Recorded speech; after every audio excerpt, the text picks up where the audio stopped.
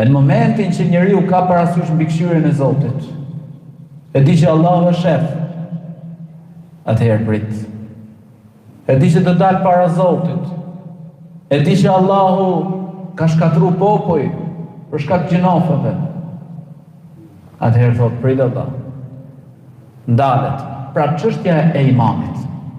Prandaj edhe profeti sallallahu alaihi wasallam përpiqej vazhdimisht që të mbillte në zemrat e besimtarëve mbikëqyrjen e Zotit.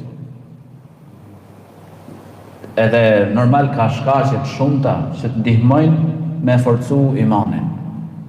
Ndërto edhe është namazet me xhamat, prezenca në mecliset e dijes, e shumë shkaqe të tjera, por këto janë disa prej tyre, të cilat të ndihmojnë të jesh i lidhur me Zotin, të afrohesh me Allahun.